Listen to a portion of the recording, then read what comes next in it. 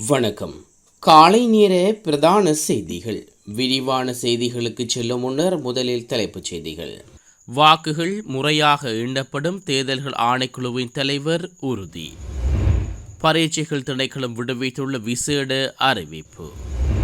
புதிய மின்கட்டண திருத்தம் அடுத்த வாரம் பொது பயன்பாட்டு ஆணைக்குழுவுக்கு. துப்பாக்கிகளை மீள கையளிக்குமாறு அறிவுறுத்தல்.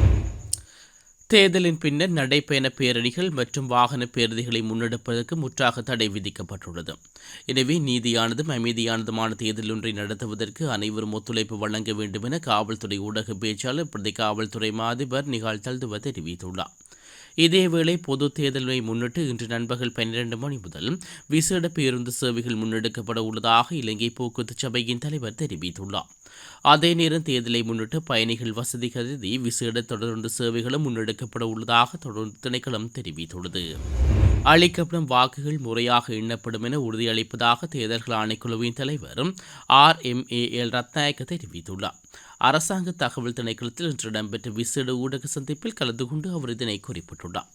அமைதியான காலப்பகுதியில் தேர்தல் சட்டத்துக்கு முரணான செயற்பாடுகளை முன்னெடுக்காமல் அமைதியான ஒரு தேர்தலை நடத்துவதற்கு அனைவரும் ஒத்துழைப்பு வழங்க வேண்டும் எனவும் அவர் கோரியுள்ளார். உத்தியோகபூர்வ வாக்காளர் அட்டைகளை பெறாத பதிவு செய்யப்பட்ட வாக்காளர்கள் தற்போது அவற்றை தேர்தல்கள் ஆணைக்குழுவிடம் இணையதளமூடாக பெற்றுக்கொள்ள முடியும். அதன்படி பதிவு செய்யப்பட்ட வாக்காளர்கள் தேர்தல்கள் ஆணைக்குழுவின் சேவை இணையதளத்துக்கு சென்று தங்களது வாக்காளர் அட்டைகளை பதிவிறக்கம் செய்து கொள்ள முடியும் எனவும் தேர்தல்கள் ஆணைக்குழுவின் தலைவர் அறிவித்துள்ளார். அத்துடன் வாக்கெண்ணல் இடம்பெறும் வேளையில் முடிந்தவரை வீடுகளில் இருக்குமாறும், குறித்த காலப்பகுதியில் பட்டாசு கொளுத்துதல், அனாவசியமான ஒன்று கூடுதல் என்பவற்றை தவிர்க்குமாறும் அவர் கோரியுள்ளார். எதிர்வரும் 14ஆம் தேதியன்று சான்றிதழ் விநியோகிக்கும் ஒருநாள் சேவை மற்றும் இடைநிலை சேவை என்பன இடம்பெறாது என பரீட்சைகள் திணைக்களம் அறிவித்துள்ளது. விசேட அறிக்கை ஒன்றை வெளியிட்டு பரீட்சைகள் திணைக்களம் இந்த விடயத்தை குறிப்பிட்டுள்ளது. பொது தேர்தலுடன் தொடர்புடைய கடமைகளுக்காக திணைக்கள உத்தியோகத்தர்கள் நியமிக்கப்பட்டுள்ளமையினால் இந்த நடவடிக்கைகள் மேற்கொள்ளப்படாது என்று தெரிவிக்கப்பட்டுள்ளது. இதேவேளை தேர்தல் நடவடிக்கைகள் காரணமாக நாளையும் நாளை மறுதினமும் நாடளாவிய ரீதியில் உள்ள அனைத்து பாடசாலைகளையும் மூடுவதற்கு அரசாங்கம் தீர்மானித்துள்ளது. எதிர்வரும் திங்கட்கிழமை 18ஆம் தேதி மீண்டும் பாடசாலைகள் ஆரம்பிக்கப்பட உள்ளது. அதே நேரம் நாடாளுமன்ற தேர்தல் நடவடிக்கைகள் காரணமாக நரேன்பெட்டியில் உள்ள மோட்டார் வாகன போக்குவரத்து திணைக்களமும் நாளை மறுதினமும் மூடப்படும் எனவும் அறிவிக்கப்பட்டுள்ளது. புஸ்ஸலாபே மேல்போர்ட் தோட்டப்பகுதியில் குளவிக்கொட்டு கிழக்கான ஒருவர் உயிரிழந்துள்ளார். பெருந்தோட்ட பகுதியில் தொழில் புரிந்த 8 பேர் குளவிக்கொட்டு கிழக்கான நிலையில் வைத்தியசாலையில் செல்லப்பட்ட நிலையில் அவர் உயிரிழந்தார். ஏனைய 7 பேரில் 6 பேர் சிகிச்சைகளின் பின்னர் வீடு திரும்பியதுடன் ஒருவர் கம்பளை ஆதார வைத்தியசாலையில் அனுமதிக்கப்பட்டுள்ளார். சடலம் பிரேத பரிசோதனைக்காக வவுக்கப்பட்டிய வைத்தியசாலையில் வைக்கப்பட்டுள்ளது. சம்பவத்தில் மேல்போர்ட் தோட்ட பகுதியைச் சேர்ந்த 50 வயதான ஒருவரே உயிரிழந்துள்ளதாக வைக்கப்பட்டிய வைத்தியசாலையின் பேச்சாளர் ஒருவர் தெரிவித்துள்ளார். சம்பவம் தொடர்பான மேலதிக விசாரணைகளை புஸ்ஸலாவை காவல்துறையினர் முன்னெடுத்துள்ளனர். ஜனாதிபதி அன்றகுமார் திசாநாயக்க புதிய நாடாளுமன்ற கூட்டத்தொடர் தொடர்பான அதிவிசேட வர்த்தமானி அறிவித்தல் வெளியிட்டுள்ளார். அரசியலமைப்பில் 70வது சரத்தின் பிரகாரம் இந்த வர்த்தமானி அறிவித்தல் வெளியிடப்பட்டுள்ளது. இதன்படி புதிதாக தெரிவு செய்யப்படும் நாடாளுமன்ற உறுப்பினர்கள் கலந்து கொள்ளும் முதலாவது அமர்வு எதிர்வரும் நவம்பர் மாதம் 21ஆம் தேதி காலை 10 மணிக்கு இடம்பெறும் என அதிவிசேட வர்த்தமானி அறிவித்தலில் குறிப்பிடப்பட்டுள்ளது. இலங்கை போக்குவரத்து சபைக்கு சொந்தமான பேருந்து ஒன்றும் வேன் ஒன்றும் நேருக்கு நேர் மோதி விபத்துக்குள்ளானதில் வேனின் சாரதி படுகாயமடைந்துள்ளார். விபத்தில் படுகாயமடைந்த சாரதி வட்டவளை வைத்தியசாலையில் அனுமதிக்கப்பட்ட பின்னர் மேலதிக சிகிச்சைகளுக்காக நாவலப்பிட்டி வைத்தியசாலைக்கு மாற்றப்பட்டுள்ளதாக காவல்துறையினர் தெரிவித்துள்ளனர்.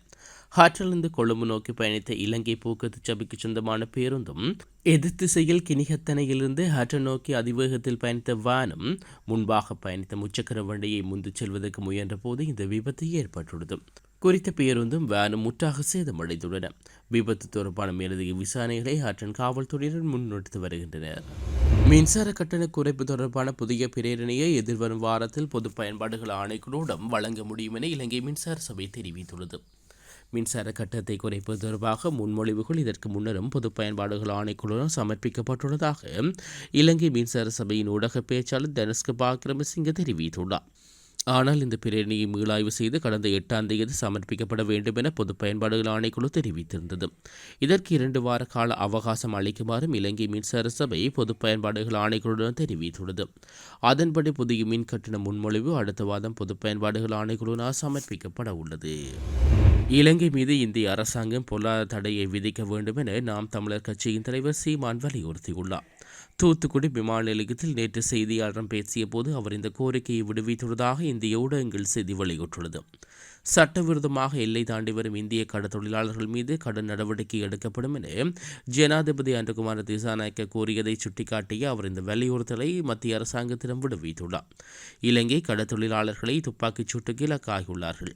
மேலும் அவர்களின் வலைகள் அளிக்கப்பட்டுள்ளதாகவும் சீமான் இதன்போது குறிப்பிட்டுள்ளார்.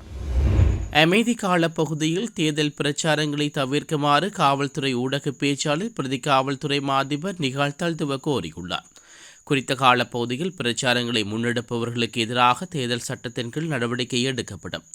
அதே நேரம் வாக்களிப்பு நிலையங்களுக்கு கொண்டு செல்வதற்கு தடை விதிக்கப்பட்டுள்ள கைபேசி உள்ளிட்ட பொருட்களை எடுத்துச் செல்வதை தவிர்க்குமாறு அவர் கோரியுள்ளார்.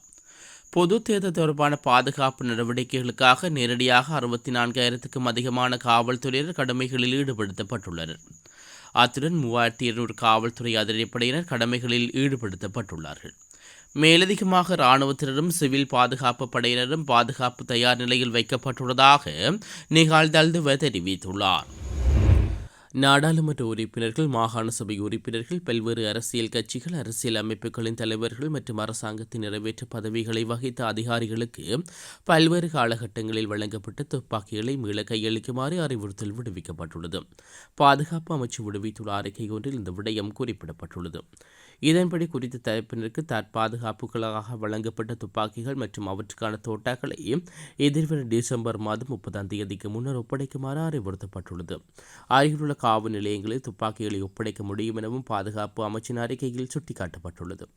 அதே நேரம் கடந்த காலங்களில் துப்பாக்கிகளை பெற்றுக் கொண்டவர்களின் பெயர் பட்டியல் காவல்துறையிடம் உள்ளதாகவும் குறித்த தகவலுக்கு அமைய மீண்டும் துப்பாக்கிகளை பெற்றுக்கொள்வதற்கு நடவடிக்கை மேற்கொள்ளுமாறும் காவல்துறையினருக்கு அறிவுறுத்தப்பட்டுள்ளதாகவும் பாதுகாப்பு அமைச்சு தெரிவித்துள்ளது. இத்துடன் காலை நேர பிரதான செய்திகள் நிறைவு பெறுகிறது.